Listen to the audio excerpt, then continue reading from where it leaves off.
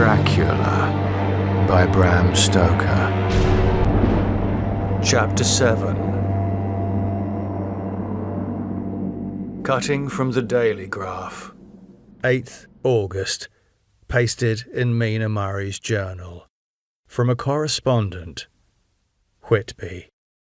One of the greatest and suddenest storms on record has just been experienced here, with results both strange and unique. The weather had been somewhat sultry, but not to any degree uncommon in the month of August.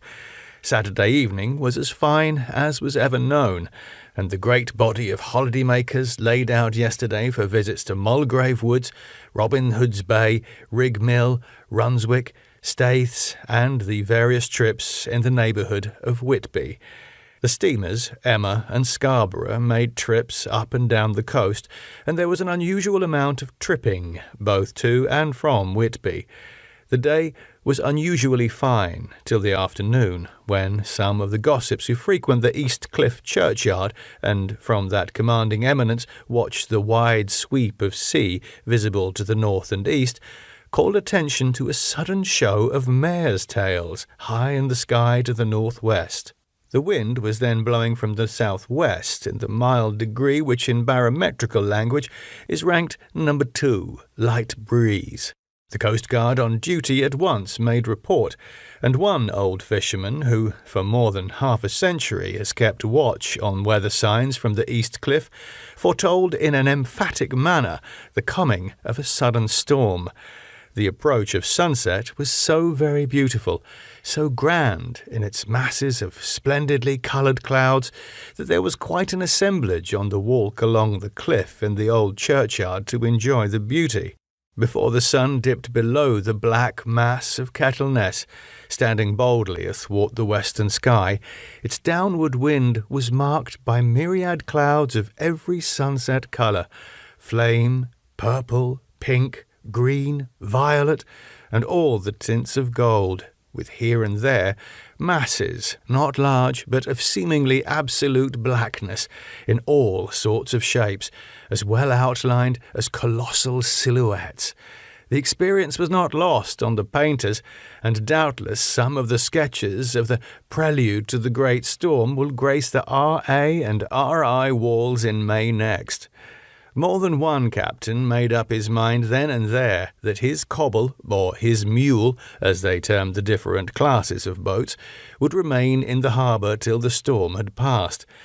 The wind fell away entirely during the evening, and at midnight there was a dead calm, a sultry heat, and that prevailing intensity which, on the approach of thunder, affects persons of a sensitive nature.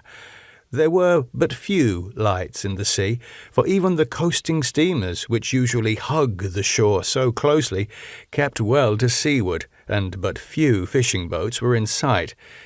The only sail noticeable was a foreign schooner, with all sails set, which was seemingly going westwards. The foolhardiness or ignorance of her officers was a prolific theme for comment whilst she remained in sight, and efforts were made to signal her to reduce sail in face of her danger. Before the night shut down, she was seen with sails idly flapping as she gently rolled on the undulating swell of the sea, as idle as a painted ship upon a painted ocean. Shortly before 10 o'clock, the stillness of the air grew quite oppressive, and the silence was so marked that the bleating of a sheep inland, or the barking of a dog in the town, was distinctly heard, and the band on the pier, with its lively French air, was like a discord in the great harmony of nature's silence. A little after midnight came a strange sound from over the sea, and high overhead the air began to carry a strange, faint, hollow booming. Then, without warning, the tempest broke, with a rapidity which at the time seemed incredible, and even afterwards is impossible to realize. The whole aspect of nature at once became convulsed. The waves rose in growing fury, each overtopping its fellow, till in a very few minutes the lately glassy sea was like a roaring and devouring monster. White-crested waves beat madly on the level sands and rushed up the shelving cliffs. Others broke over the piers and with their spume swept the lanthorns of the lighthouses which rise from the end of either pier of Whitby Harbour. The wind roared like thunder and blew with such force that it was with difficulty that even strong men kept their feet, or clung with grim clasp to the iron stanchions. It was found necessary to clear the entire piers from the mass of onlookers, or else the fatalities of the night would have been increased manifold. To add to the difficulties and dangers of the time, masses of sea fog came drifting inland, white, wet clouds which swept by in ghostly fashion, so dank and damp and cold that it needed but little effort of imagination to think that the spirits of those lost at sea were touching their living brethren with the clammy hands of death, and many a one shuddered as the wreaths of sea mist swept by. At times the mist cleared, and the sea for some distance could be seen in the glare of the lightning, which now came thick and fast, followed by such sudden peals of thunder that the whole sky overhead seemed trembling under the shock of the footsteps of the storm. Some of the scenes thus revealed were of immeasurable grandeur and of absorbing interest. The sea, running mountains high, threw skywards with each wave mighty masses of white foam, which the tempest seemed to snatch at and whirl away into space. Here and there a fishing boat with a rag of sail running madly for shelter before the blast. Now and again the white wings of a storm-tossed seabird. On the summit of the east cliff, the new searchlight was ready for experiment, but had not yet been tried.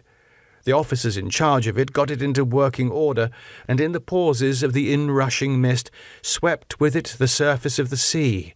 Once or twice its service was most effective, as when a fishing boat with gunwale under water rushed into the harbour, able, by the guidance of the sheltering light, to avoid the danger of dashing against the piers. As each boat achieved the safety of the port, there was a shout of joy from the mass of people on shore, a shout which for a moment seemed to cleave the gale and was then swept away in its rush. Before long, the searchlight discovered some distance away a schooner with all sails set, apparently the same vessel which had been noticed earlier in the evening. The wind had by this time backed to the east, and there was a shudder amongst the watchers on the cliff as they realized the terrible danger in which she now was. Between her and the port lay the great flat reef on which so many good ships have from time to time suffered, and with the wind blowing from its present quarter, it would be quite impossible that she could fetch the entrance of the harbour. It was now nearly the hour of high tide, but the waves were so great that in their troughs the shallows of the shore were almost visible, and the schooner, with all sails set, was rushing with such speed that, in the words of one old salt, "She must fetch up somewhere, if it was only in hell." Then came another rush of sea fog, greater than any hitherto, a mass of dank mist, which seemed to close on all things like a grey pall, and left available to men only the organ of hearing, for the roar of the tempest and the crash of the thunder and the booming of the mighty billows came through the damp oblivion even louder than before. The rays of the searchlight were kept fixed on the harbour mouth across the east pier, where the shock was expected, and men waited breathless. The wind suddenly shifted to the northeast, and the remnant of the sea fog melted in the blast. And then, mirabile dictu, between the piers, leaping from wave to wave as it rushed at headlong speed, swept the strange schooner before the blast, with all sail set, and gained the safety of the harbour. The searchlight followed her, and a shudder ran through all who saw her, for lashed to the helm was a corpse with drooping head, which swung horribly to and fro at each motion of the ship. No other form could be seen on deck at all. A great awe came on all as they realized that the ship, as if by a miracle, had found the harbour, unsteered save by the hand of a dead man. However, all took place more quickly than it takes to write these words. The schooner paused not, but rushing across the harbour, pitched herself on that accumulation of sand and gravel washed by many tides and many storms into the southeast corner of the pier, jutting under the east cliff, known locally as Tate Hill Pier. There was, of course, a considerable concussion as the vessel drove up on the sand heap. Every spar, rope, and stay was strained, and some of the top hammer came crashing down. But strangest of all, the very instant the shore was touched, an immense dog sprang up on deck from below as if shot up by the concussion, and, running forward, jumped from the bow on the sand, making straight for the steep cliff, where the churchyard hangs over the laneway to the east pier so steeply that some of the flat tombstones, thruff-steens, or through-stones as they call them in the Whitby vernacular, actually project over where the sustaining cliff has fallen away. It disappeared in the darkness, which seemed intensified just beyond the focus of the searchlight. It so happened that there was no one at the moment on Tate Hill Pier, as all those whose houses are in close proximity were either in bed or were out on the heights above. Thus the Coast Guard on duty on the eastern side of the harbour, who at once ran down to the little pier, was the first to climb on board. The men working the searchlight, after scouring the entrance of the harbour without seeing anything, then turned the light on the derelict and kept it there. The Coast Guard ran aft, and when he came beside the wheel, bent over to examine it, and recoiled at once as though under some sudden emotion. This seemed to pique general curiosity, and quite a number of people began to run. It is a good way round from the west cliff by the drawbridge to Tate Hill Pier, but your correspondent is a fairly good runner, and came well ahead of the crowd. When I arrived, however, I found already assembled on the pier a crowd, whom the Coast Guard and police refused to allow to come on board. By the courtesy of the chief boatman, I was, as your correspondent, permitted to climb on deck, and was one of a small group who saw the dead seaman whilst actually lashed to the wheel. It was no wonder that the Coast Guard was surprised or even awed, for not often can such a sight have been seen. The man was simply fastened by his hands, tied one over the other, to a spoke of the wheel.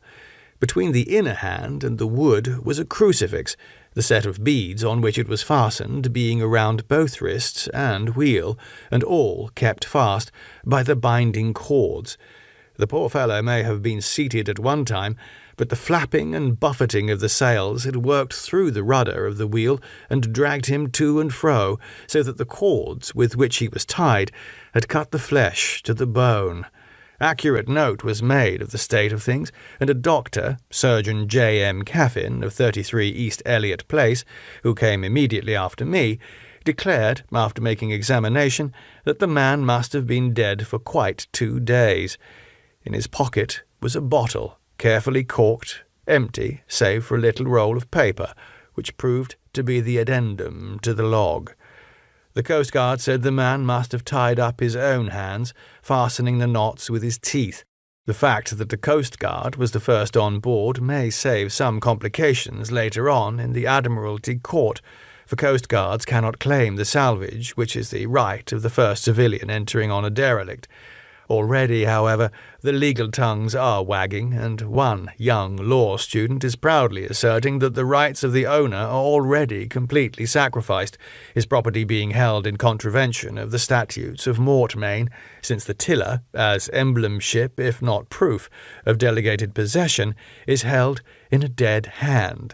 It is needless to say that the dead steersman has been reverently removed from the place where he held his honourable watch and ward till death, a steadfastness as noble as that of the young Casabianca, and placed in the mortuary to await inquest. Already the sudden storm is passing, and its fierceness is abating. Crowds are scattering homeward, and the sky is beginning to redden over the Yorkshire wolds. I shall send, in time for your next issue, further details of the derelict ship which found her way so miraculously into harbour in the storm. Whitby, 9th of August. The sequel to the strange arrival of the derelict in the storm last night is almost more startling than the thing itself. It turns out that the schooner is a Russian from Varna and is called the Demeter. She is almost entirely in ballast of silver sand, with only a small amount of cargo, a number of great wooden boxes filled with mould. This cargo was consigned to a Whitby solicitor, Mr. S. F. Billington, of 7 The Crescent, who this morning went aboard and formally took possession of the goods consigned to him. The Russian consul, too, acting for the charter party, took formal possession of the ship and paid all harbour dues, etc. Nothing is talked about here today except the strange coincidence. The officials of the Board of Trade have been most exacting in seeing that every compliance has been made with existing regulations. As the matter is to be a 9 days' wonder, they are evidently determined that there shall be no cause of after-complaint. A good deal of interest was abroad concerning the dog which landed when the ship struck, and more than a few of the members of the SPCA, which is very strong in Whitby, have tried to befriend the animal. To the general disappointment, however, it was not to be found. It seems to have disappeared entirely from the town. It may be that it was frightened and made its way onto the moors, where it is still hiding in terror. There are some who look with dread on such a possibility, lest later on it should in itself become a danger, for it is evidently a fierce brute. Early this morning, a large dog, a half-breed mastiff belonging to a coal merchant close to the Tate Hill Pier, was found dead in the roadway opposite to its master's yard. It had been fighting, and manifestly had had a savage opponent, for its throat was torn away, and its belly was slit open as if with a savage claw. Later, by the kindness of the Board of Trade Inspector, I have been permitted to look over the logbook of the Demeter, which was in order up to within 3 days, but contained nothing of special interest except as to facts of missing men. The greatest interest, however, is with regard to the paper found in the bottle, which was today produced at the inquest, and a more strange narrative than the two between them unfold it has not been my lot to come across. As there is no motive for concealment, I am permitted to use them and accordingly send you a rescript, simply omitting technical details of seamanship and supercargo. It almost seems as though the captain had been seized with some kind of mania before he had got well into blue water, and that this had developed persistently throughout the voyage. Of course, my statement must be taken cum grano, since I am writing from the dictation of a clerk of the Russian consul, who kindly translated for me, time being short. Varna to Whitby. Written 18th July. Things so strange happening that I shall keep accurate note henceforth till we land. On 6th July we finished taking in cargo, silver sand and boxes of earth. At noon set sail, east wind, fresh, crew 5 hands, 2 mates, cook, and myself, captain. On 11th July at dawn entered Bosphorus, boarded by Turkish customs officers, bakshish, all correct, underway at 4 p.m. On 12th July, through Dardanelles, more customs officers and flagboat of guarding squadron. Bakshish again. Work of officers thorough but quick. Want us off soon. At dark, passed into archipelago. On 13th of July, past Cape Matapan. Crew dissatisfied about something, seemed scared, but would not speak out. On 14th July was somewhat anxious about crew. Men, all steady fellows who sailed with me before. Mate could not make out what was wrong. They only told him there was something, and crossed themselves. Mate lost temper with one of them that day and struck him. Expected fierce quarrel, but all was quiet. On 16th July, mate reported in the morning that one of the crew, Petrovsky, was missing. Could not account for it. Took larboard watch 8 bells last night. Was relieved by Abramov. but did not go to bunk. Men more downcast than ever. All said they expected something of the kind, but would not say more than there was something aboard. Mate, getting very impatient with them, feared some trouble ahead. On 17 July, yesterday, one of the men, Olgaren, came to my cabin and, in an awestruck way, confided to me that he thought there was a strange man aboard the ship. He said that in his watch he had been sheltering behind the deck-house, as there was a rainstorm, when he saw a tall, thin man, who was not like any of the crew, come up the companionway and go along the deck forward and disappear. He followed, cautiously, but when he got to bows, found no one, and the hatchways were all closed. He was in a panic of superstitious fear, and I am afraid the panic may spread. To allay it, I shall today search entire ship, carefully from stem to stern. Later in the day I got together the whole crew and told them, as they evidently thought there was someone in the ship, we would search from stem to stern. First mate, angry, said it was folly, and to yield to such foolish ideas would demoralize the men. Said he would engage to keep them out of trouble with a handspike. I let him take the helm, while the rest began thorough search, all keeping abreast with lanterns. We left no corner unsearched. As there were only the big wooden boxes, there were no odd corners where a man could hide. Men much relieved when search over, and went back to work cheerfully. First mate scowled, but said nothing. 22nd July. Rough weather last 3 days, and all hands busy with sails. No time to be frightened. Men seem to have forgotten their dread. Mate cheerful again, and all on good terms. Praised men for work in bad weather. Past Gibraltar and out through straits. All well. 24th July. There seems some doom over this ship. Already a hand short and entering on the Bay of Biscay with wild weather ahead. And yet, last night, another man lost. Disappeared. Like the first, he came off his watch and was not seen again. Men all in a panic of fear. Sent a round robin asking to have double watch as they fear to be alone. Mate angry. Fear there will be some trouble as either he or the men will do some violence. 28th July.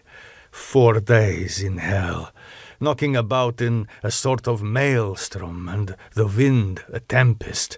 No sleep for anyone. Men all worn out. Hardly know how to set a watch, since no one fit to go on. Second mate volunteered to steer and watch, and let men snatch a few hours' sleep. Wind abating.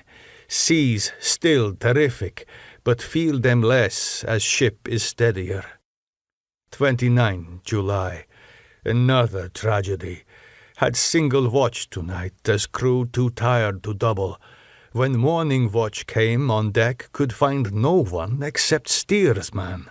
Raised outcry, and all came on deck. Thorough search, but no one found. Are now without second mate, and crew in panic. Mate and I agreed to go armed henceforth, and wait for any sign of cause.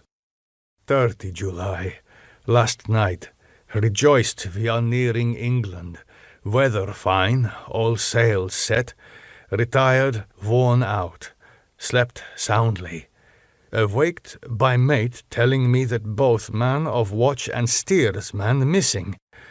Only self and mate and 2 hands left to work ship. 1st August. 2 days of fog and not a sail sighted. Had hoped when in the English Channel to be able to signal for help or get in somewhere. Not having power to work sails, have to run before wind. Dare not lower as we could not raise them again. We seemed to be drifting to some terrible doom. Mate now more demoralized than either of men. His stronger nature seems to have worked inwardly against himself. Men are beyond fear, working stolidly and patiently, with minds made up to worst. They are Russian, he Romanian. 2nd August, midnight. Woke up from few minutes' sleep by hearing a cry, seemingly outside my port. Could see nothing in fog. Rushed on deck and ran against the mate. Tells me heard cry and ran, but no sign of man on watch. One more gone. Lord help us. Mate says we must be past Straits of Dover, as in a moment of fog lifting he saw North Foreland, just as he heard the man cry out. If so, we are now off in the North Sea, and only God can guide us in the fog, which seems to move with us, and God seems to have deserted us. 3rd August. At midnight I went to relieve the man at the wheel, and when I got to it, found no one there. The wind was steady, and as we ran before it, there was no yawing. I dared not leave it, so shouted for the mate. After a few seconds he rushed up on deck in his flannels. He looked wild-eyed and haggard, and I greatly fear his reason has given way. He came close to me and whispered hoarsely with his mouth to my ear, as though fearing the very air might hear. "It is here. I know it now. On the watch last night, I saw it. Like a man, tall and thin and ghastly pale. It was in the bows and looking out. I crept behind it and gave it my knife, but the knife went through it, empty as the air." And as he spoke, he took his knife and drove it savagely into space. Then he went on. "But it is here, and I'll find it. It is in the hold, perhaps in one of those boxes. I'll unscrew them one by one and see. You work the helm." And with a warning look and his finger on his lip, he went below. There was springing up a choppy wind, and I could not leave the helm. I saw him come out on deck again with a tool chest and a lantern, and go down the forward hatchway. He is mad, stark, raving mad, and it's no use my trying to stop him. He can't hurt those big boxes. They are invoiced as clay, and to pull them about is as harmless a thing as he can do. So here I stay, and mind the helm and write these notes. I can only trust in God and wait till the fog clears. Then, if I can't steer to any harbour with the wind that is, I shall cut down the sails and lie by and signal for help. It is nearly all over now. Just as I was beginning to hope that the mate would come out calmer, for I heard him knocking away at something in the hold, and work is good for him, there came up the hatchway a sudden, startled scream, which made my blood run cold, and up on the deck he came, as if shot from a gun, a raging madman, with his eyes rolling and his face convulsed with fear. Save me! He cried, and then looked round on the blanket of fog.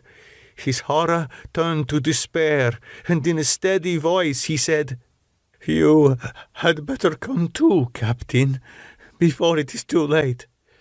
He is there. I know the secret now. The sea will save me from him, and it is all that is left." Before I could say a word or move forward to seize him, he sprang on the bulwark and deliberately threw himself into the sea. I suppose I know the secret too now. It was this madman who had got rid of the men one by one, and now he has followed them himself. God help me, how am I to account for all these horrors when I get to port? When I get to port, will that ever be? 4th August. Still fog, which the sunrise cannot pierce. I know there is sunrise because I am a sailor. Why else, I know not. I dared not go below. I dared not leave the helm. So here all night I stayed, and in the dimness of the night I saw it. Him. God forgive me, but the mate was right to jump overboard. It was better to die like a man. To die like a sailor in blue water, no man can object. But I am captain, and I must not leave my ship. But I shall baffle this fiend or monster, for I shall tie my hands to the wheel when my strength begins to fail, and along with them I shall tie that which it dare not touch, and then, come good wind or foul, I shall save my soul and my honor as a captain. I am growing weaker, and the night is coming on. If he can look me in the face again, I may not have time to act. If we are wrecked, mayhap this bottle may be found, and those who find it may understand. If not, well, then all men shall know that I have been true to my trust. God, the Blessed Virgin, and the saints help a poor ignorant soul trying to do his duty. Mina Mari's Journal, 8th August. Lucy was very restless all night, and I too could not sleep. The storm was fearful, and as it boomed loudly among the chimney pots, it made me shudder. When a sharp puff came, it seemed to be like a distant gun. Strangely enough, Lucy did not wake, but she got up twice and dressed herself. Fortunately, each time I awoke in time and managed to undress her without waking her and got her back into bed. It is a very strange thing, this sleepwalking, for as soon as her will is thwarted in any physical way, her intention, if there be any, disappears, and she yields herself almost exactly to the routine of her life. Early in the morning we both got up and went down to the harbour to see if anything had happened in the night. There were very few people about, and though the sun was bright and the air clear and fresh, the big, grim-looking waves that seemed dark themselves because the foam that topped them was like snow forced themselves in through the narrow mouth of the harbour like a bullying man going through a crowd. Somehow I felt glad that Jonathan was not on the sea last night, but on land. But, oh, is he on land or sea? Where is he, and how? If I only knew what to do, and could do anything. 10th August. The funeral of the poor sea captain today was most touching. Every boat in the harbour seemed to be there, and the coffin was carried by captains all the way from Tate Hill Pier up to the churchyard. Lucy came with me, and we went early to our old seat. The cortege of boats went up the river to the viaduct and came down again. We had a lovely view, and saw the procession nearly all the way. The poor fellow was laid to rest quite near our seat, so that we stood on it when the time came and saw everything. Poor Lucy seemed much upset. She was restless and uneasy all the time, and I cannot but think that her dreaming at night is telling on her. She is quite odd in one thing. She will not admit to me that there is any cause for restlessness, or if there be, she does not understand it herself. There is an additional cause in that poor old Mr. Swales was found dead this morning on our seat, his neck being broken. He had evidently, as the doctor said, fallen back in the seat in some sort of fright, for there was a look of fear and horror on his face that the men said made them shudder. Poor dear old man! Perhaps he had seen death with his dying eyes. Lucy is so sweet and sensitive that she feels influences more acutely than other people do. Just now she was quite upset by a little thing which I did not much heed, though I am myself very fond of animals. One of the men who came up here often to look for the boat was followed by his dog. The dog is always with him. They are both quiet persons, and I never saw the man angry, nor heard the dog bark.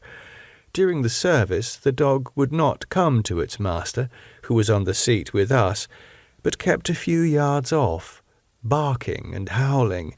Its master spoke to it gently, and then harshly, and then angrily, but it would neither come nor cease to make a noise.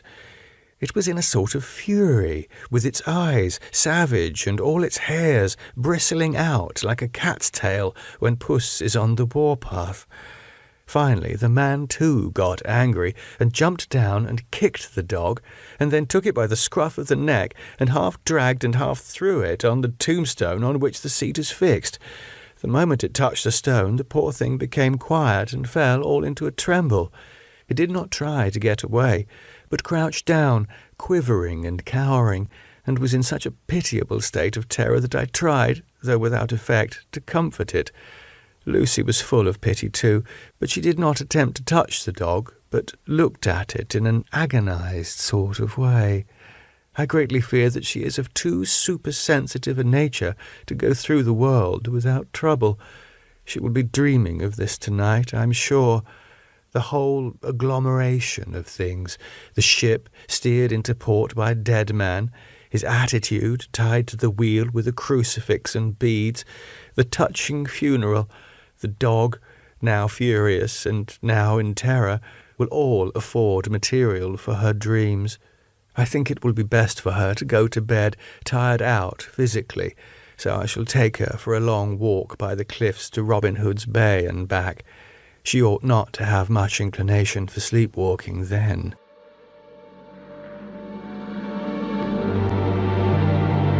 The music on the podcast is by Andrew Rothman. For more information, go to arothman.com.